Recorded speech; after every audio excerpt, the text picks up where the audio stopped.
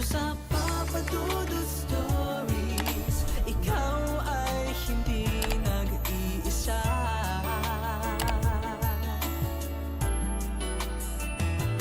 Dito sa Papa Dudut Stories, may nagmamahal sa'yo. Papa Dudut Stories. Papa Dudut Stories. Dear Papa Dudut, sa lahat po ng mga nakatutok ngayon, huwag pong kalimutan mag-like, mag-share at mag-subscribe. Maraming salamat po sa inyong lahat.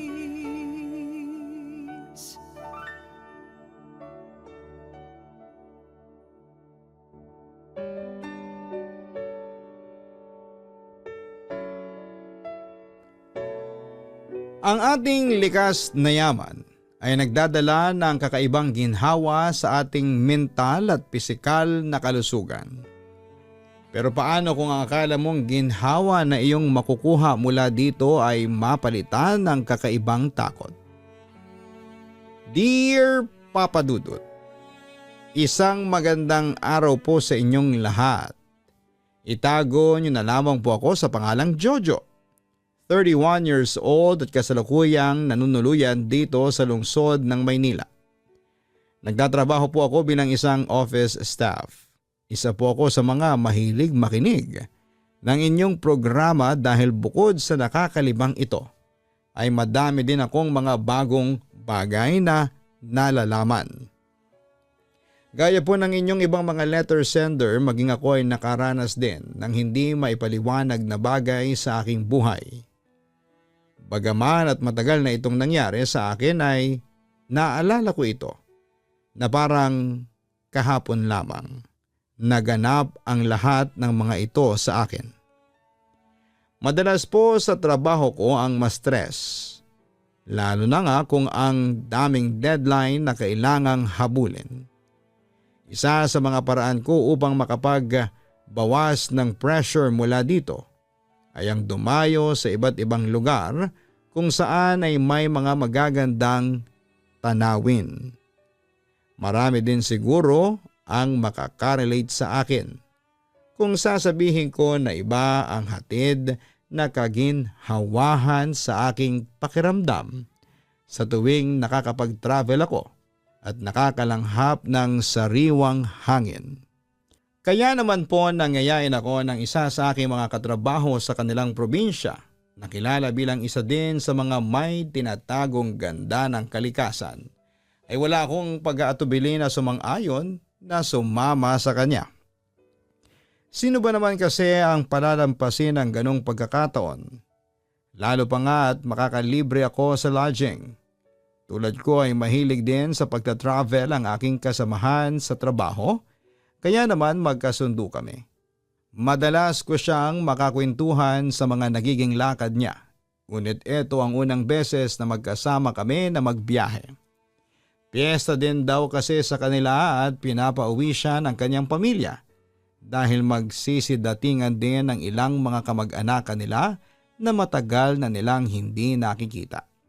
Naisip niya na isama ako dahil minsan ko na din daw nabanggit sa kanya ang aking pagnanais na pumunta sa kanilang lugar.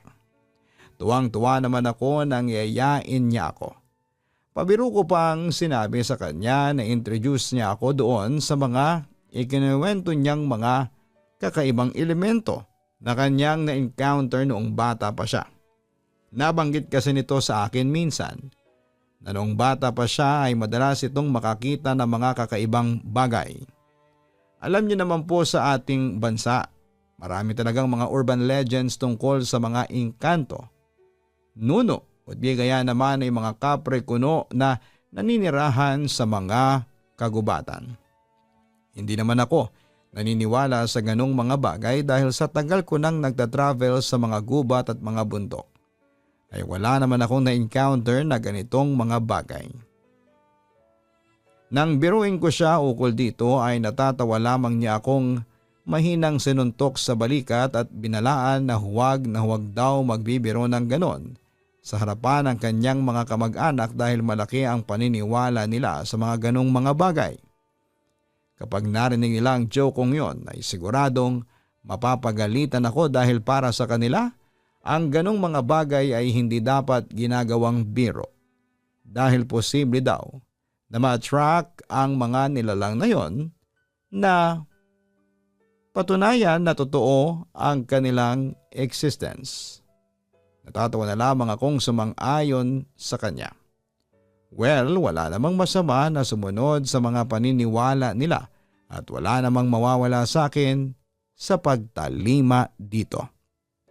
Napagpasyahan namin na magkita na lamang sa terminal ng bus na aming sasakyan patungo sa kanilang probinsya matapos ng aming pag-uusap na yon. Pagka-uwi ko ng araw na yon ay agad kong inihanda ang aking mga gagamitin. Nagdala ako ng pang-swimming at pang-hiking na mga damit dahil balak naming maligo sa dagat malapit sa kanilang lugar at umakyat na rin ng bundok. Medyo excited ako ng mga panahong yon dahil na nga rin sa first time kong mararating ang kanilang lugar. Kaya naman todo handa ako at isip ng mga gagawin ko pagdating namin sa lugar nila. Ilang araw pa ang lumipas at dumating na nga ang pinakahihintay kong araw ng aming pag-alis. Maaga pa lamang ay nagbiyahe na kami upang makarating din kami ng gabi o madaling araw doon. Medyo matagal kasi ang aming igugugol sa kalsada at nakadepende pa sa mga stopover ang itatagal ng aming biyahe.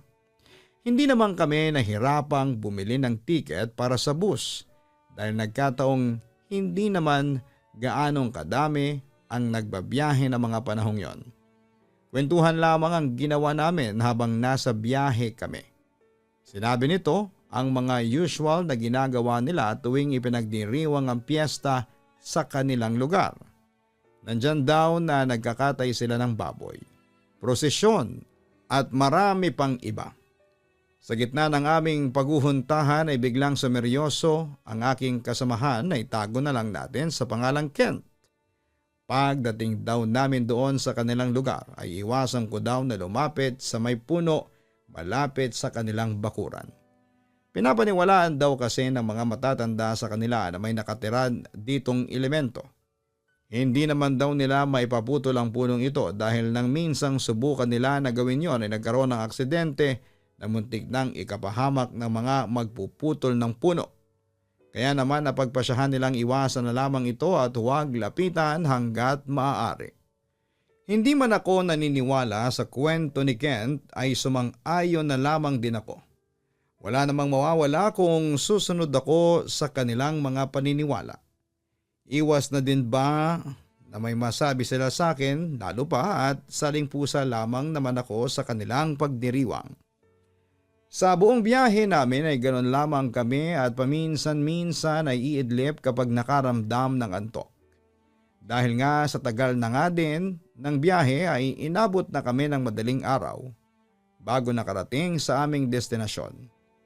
Pagdating namin sa terminal ay nakaabang na sa amin ang kamag-anak ni Kent upang sunduin kami patungo sa bahay na aming tutuluyan. Kahit late na nga kaming nakarating, ay talaga namang inantay nila kami doon at ramdam na ramdam ko ang very welcoming vibes sa kanilang lugar. Ganoon naman kasi madalas sa mga probinsya, kahit na hindi nila kakilala ay talaga namang very hospitable sila. Pagdating namin doon ay hinatid lang kami sa aming kwarto ng mga kamag-anak ni Kent. Tapos ay nagsitulugan na din ang mga ito. Kami naman ay inayos muna ang mga dala naming gamit bago nagpahinga. Nakaplano na rin naman ang aming mga lakad kinabukasan. Kaya naman wala na ding problema pa dito. Naging maayos naman ang unang gabi namin doon at walang naging aberya. Ngunit hindi ko inaasahan na sa mga susunod na araw pala magaganap sa akin ang mga bagay na noon ay akala ko ay hindi ko mararanasan kailanman. Kinabukasan pagising namin ni Kent ay may nakahanda ng almusal sa hapagkainan. Habang naroon kami at sabay-sabay na kumakain ay nagpaalam kami na mamumundok muna. Agad naman kaming pinayagan ang kanyang mga kasama sa bahay. Ngunit bago kami umalis ay muli ko namang narinig ang babala na iwasan ng malaking puno malapit sa kanilang bakuran at baka mapagkatuwaan ako ng anumang elemento na nananahan doon. Tumango lang naman ako. Kahit sa loob-loob ko ay medyo natatawa ako. Masyado nang moderno ang panahon ngayon para maniwala pa ako o sila sa mga ganong bagay. Kaya naman hindi ko sineryoso ang ganong mga sinasabi sa akin. Sabi ko nga never naman akong nakakita pa ng mga ganong bagay, kaya paano ako maniniwala, hindi ba? Pagkaalis namin ay nawala na din naman kaagad sa aking isipan ang kanilang mga sinabi. Naging maayos at masaya naman ang pag-akyat namin sa bundok na yon. Bagaman at nakakapagod, ay worth it naman yon dahil sa ganda ng tanawin pagdating sa tuktok. Talagang naramdaman ko na parang kasabay ng pag-ihip ng hangin ay natangay nito ang lahat ng stress at bagay na gumugulo sa aking isipan. Nanatili lang naman kami doon ng mga 1 oras bago nagpa siyang bumaba na muli. Halos paggabi na nang makabalik kami. Malapit na kami sa aming tinutuluyan nang makaramdam ako ng tawag ng kalikasan. Since malapit na lang naman kami ay titiisin ko na sana, ngunit parang hindi ko na talaga kaya. Kaya naman nagpaalam ako kay Kent at sinabing mauna na ito at susunod na lamang ako. Medyo nag-alala pa nga ito sa akin at baka maligaw daw ako. Sinabi ko naman sa kanya na alam ko na ang daan pabalik at ako na ang bahala. Pagkalis niya ay agad ako naghanap kung saan ako maaaring magpa-relieve ng aking nararamdaman. Ilang saglit lamang ay nakakita ako ng malaking puno na alam kong matatakpan ako. Agad kong ginawa ang aking dapat na gawin. Hindi pa man ako nakakatapos ay nakaamoy ako ng kakaiba sa aking paligid. Para bang may amoy usok ng sigarilyo. Pero nang lumingon naman ako sa paligid ay wala akong nakita na sino mang naninigarilyo. Inisip ko na lamang na baka naman may dumaan lamang sa lugar na yon na kung sino man, kaya ganon. Nang matapos na ako sa aking ginawa ay napalingon ako sa puno na aking pinanggalingan kanina. Hindi ko maiwasang mapatingin sa mga sanga nito. Hindi ko alam kung guni-guni ko lang ba ang nakita ko. Ngunit sa mga sanga nito ay tila may nakita akong namumulang pares ng mga mata na nakatingin sa akin. Agad akong tumalikod at tinungo ang direksyon kung nasaan ang bahay nila Kent. Napapaisip kung ano yung kakaibang bagay na aking nakita. Natawa ako sa sarili ko dahil pakiramdam ko noon ay nadadala na ako ng mga ikinakwento ng mga tao doon. Kaya kung ano-ano ang mga nakikita ko. Pumasok din sa isipan ko na baka naman merong malapit na lugar doon na maaaring panggalingan ang nakita kong ilaw na yon. Pagdating ko sa bahay nila Kent ay agad akong pinagugas sa isang palanggana na may asin ng kanyang mga kasamahan sa bahay. Nagtataka naman ako sa kanilang ginawa pero matapos naman ito ay ipinaliwanag sa akin ni Kent na nakasanayan na daw yon ng mga matatanda sa kanila upang kung sakali man daw na may sumamang kung anong elemento sa amin ay maitaboy at hindi na makapasok pa sa loob ng bahay.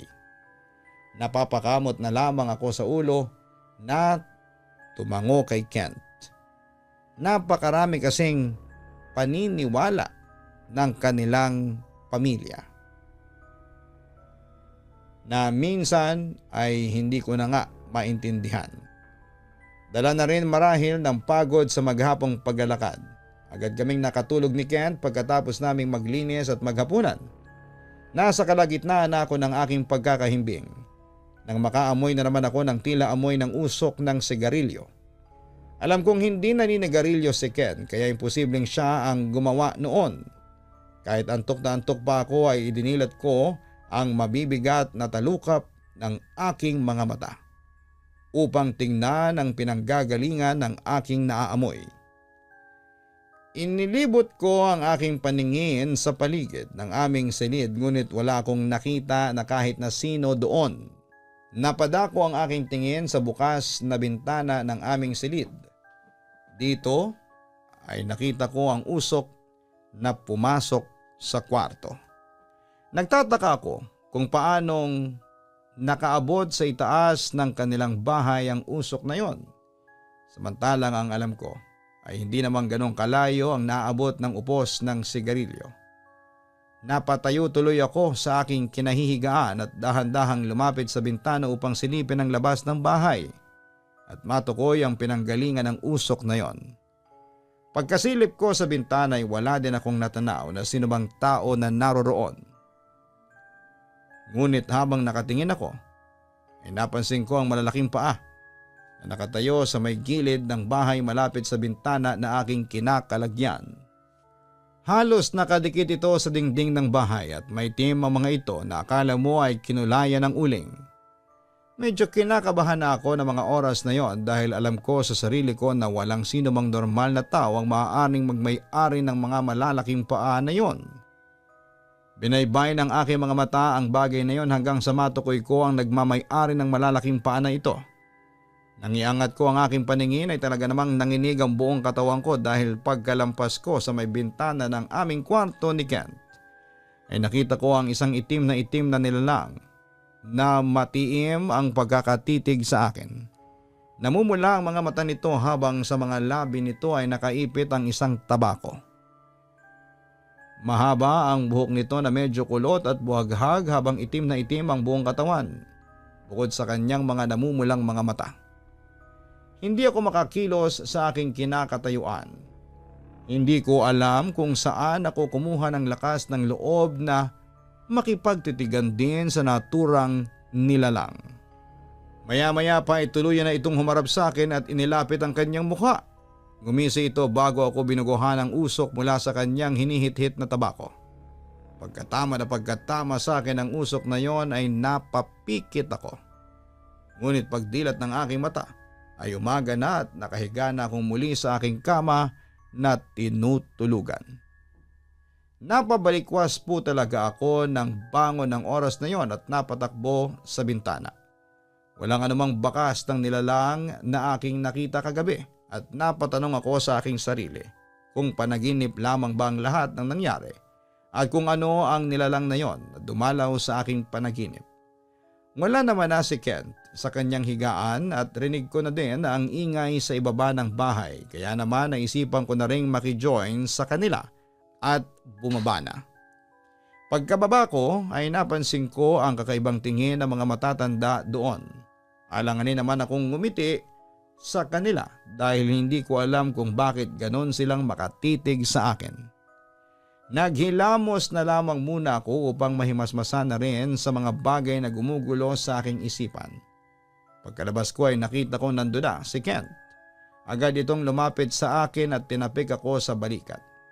Niyaya ako nito na doon kami sa labas mag-almusal. Agad naman akong pumayag dahil mukhang maganda ang sinag ng araw at maganda ang view doon habang kumakain at nagkakape. Pagkaupo namin ay pansin ko na parang may gustong sabihin si Kent sa akin. Kaya naman ako na nag-initiate na magtanong kung ano ang bumabagabag sa kanya.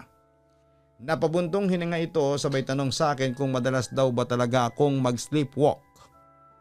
Nakakunot ang aking noo na napalingon sa kanya sabay tanong kung bakit niya naman biglang natanong ang bagay na yon. Sabay sagot dito na never ko pang naranasan ang mag-sleepwalk. Tumingin siya sa akin sabay sabing kagabi daw kasi ay nagisingan niya akong nakatayo sa may bintana. Nakapikit at nakatayo lamang doon ng diretso. Gigisingin daw niya ako ngunit parang may malalim na pagkahimbing ako.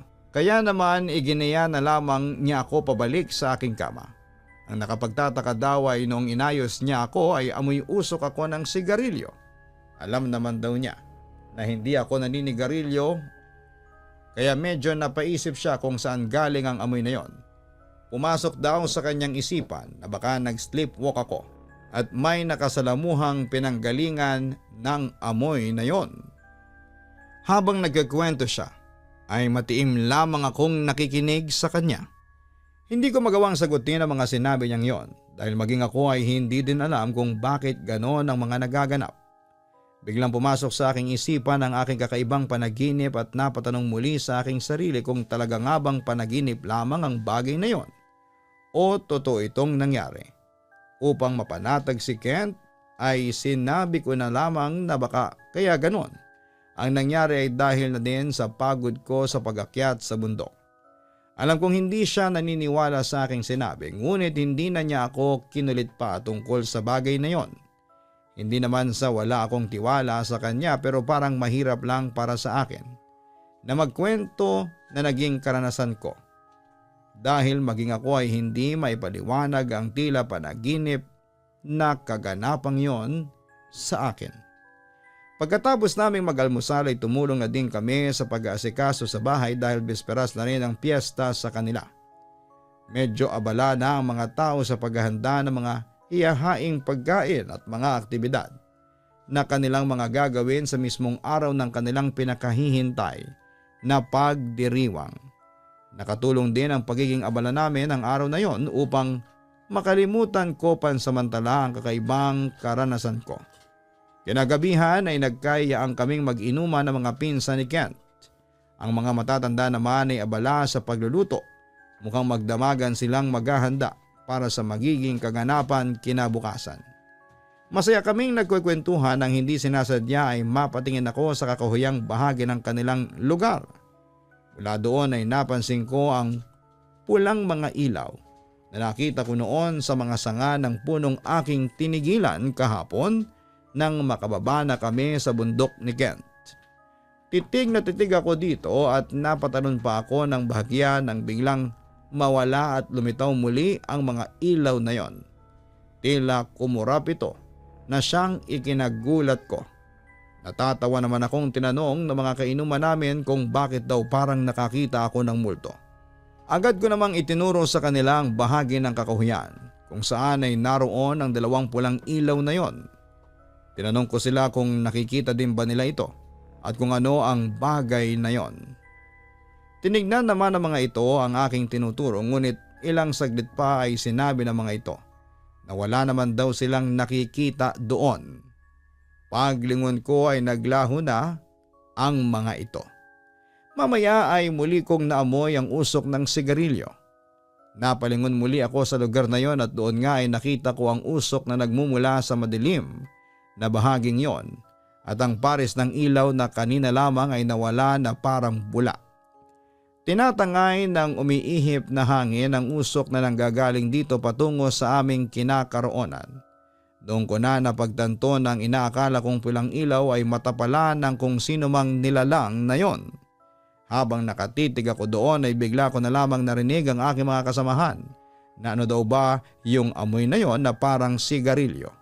Dito ko na sinabi sa kanila na galing yon sa may kakahuyan sa isa sa mga puno doon, sabay turo sa kanila sa bahagi kung saan ko nakita ang nilalang na nagtatago sa dilim. Napatingin naman ang mga ito sa aking itinurong lugar, Papa Dudut, at halos mamutla sila. Agad silang nagsipagtayuan at nagaya ng pumasok sa loob ng bahay. Ang isa naman sa mga pinsan ni Kent ay pumunta sa mga matatanda upang ipagbigay alam ang aming nakita. Nagtanong naman ako kay Kent kung bakit ganon ang reaksyon nila sa bagay na yon. Ipinaliwanag sa akin na posible daw kasi nang nakita namin ay hindi tao kundi isang kapre. Kung pamilyar daw ako sa nilalang na ito ay mayahambing ito sa isang higante. O di kaya naman ay ang tinatawag na Bigfoot sa ibang bansa. May mapupula itong mata at maitim na kulay. Ang palatandaan daw na merong ganito sa isang puno ay ang amoy ng usok ng sigarilyo na hinihit-hit nito. Mahilig daw manakot ang nasabing nilalang at nanggagambala sa sinumang mapag-initan nito o gumulo sa kanyang tinitirhang puno.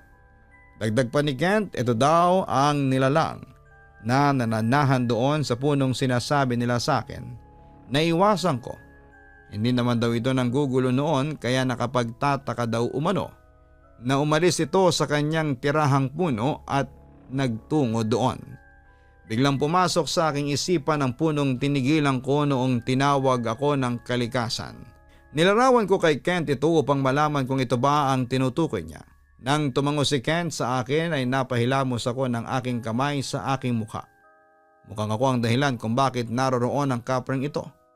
Nagambala ko ang kanyang tirahan upang malaman ang dapat kong gawin upang matigil ang panggugulo at pananakot nito sa akin at sa mga tao doon ay ikinuwento ko ang lahat kay Kent.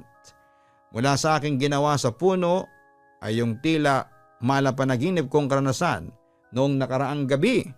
Matapos kong ibahagi ito sa kanya ay nakatingin lamang siya sa akin at tila pinoproseso pa nito ang lahat ng aking sinabi sa kanya.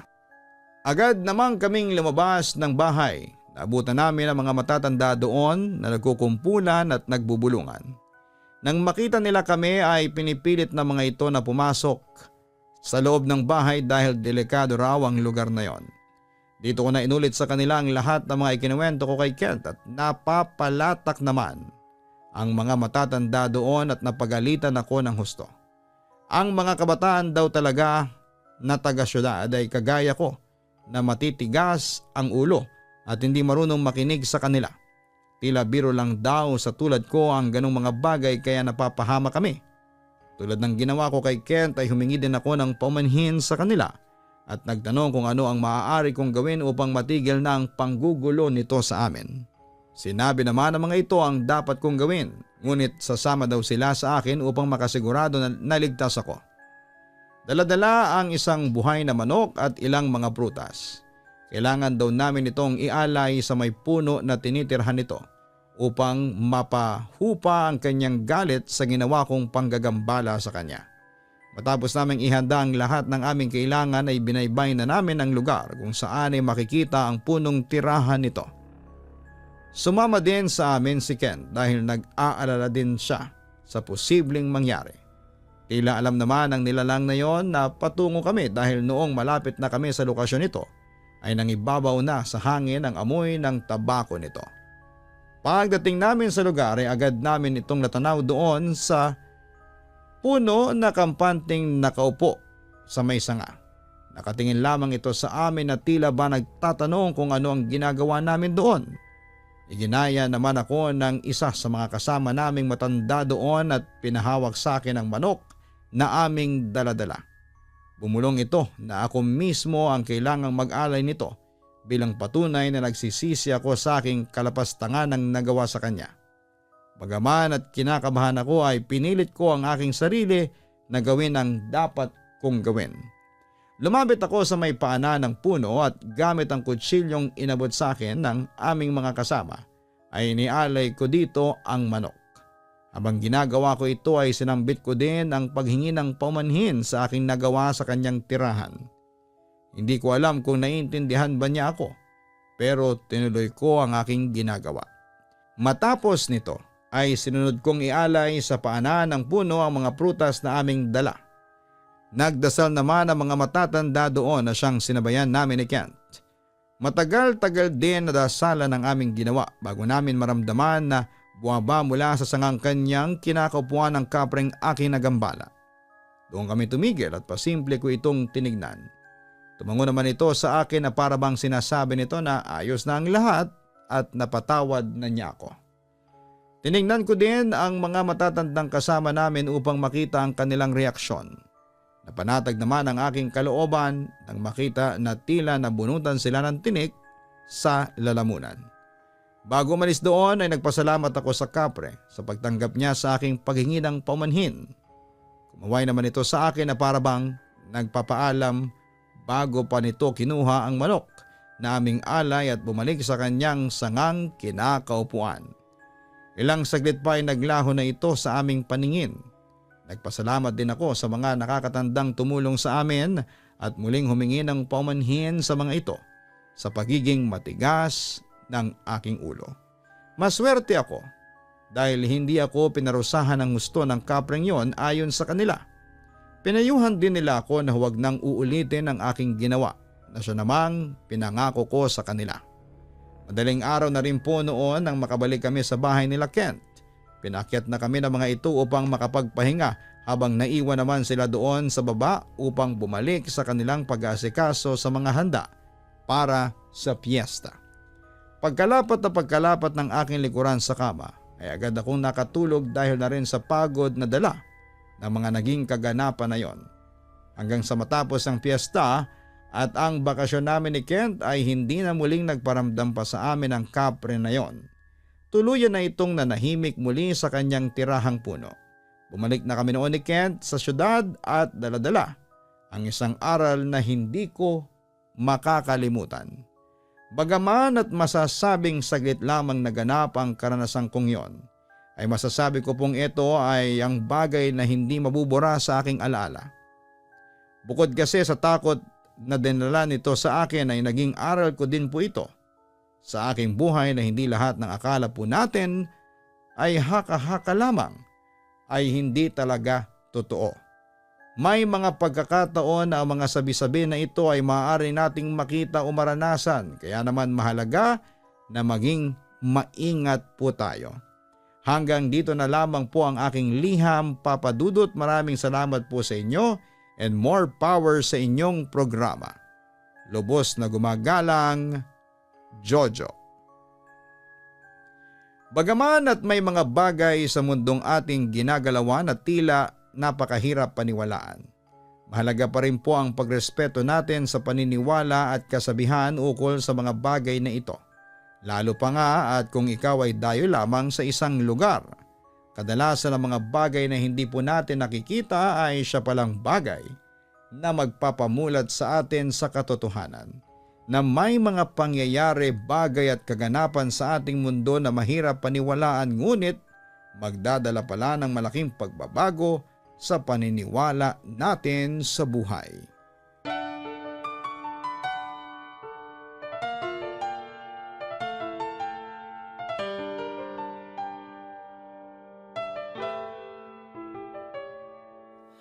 Ang buhay ay mahiwaga, laging may lungkot at saya. Sa Papa Dudut Stories, laging may karamay ka.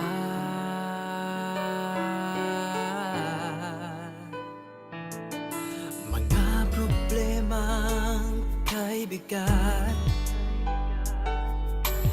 dito ay pakikinggan ka. Sa Papa Dudut Stories, kami ay iyong kasama. Dito sa Papa Dudut Stories, ikaw ay hindi nag-iisa.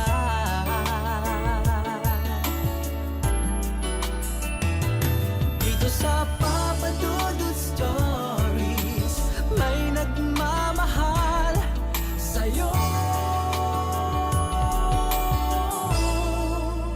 Papa Dudut Stories, Papa Dudut Stories,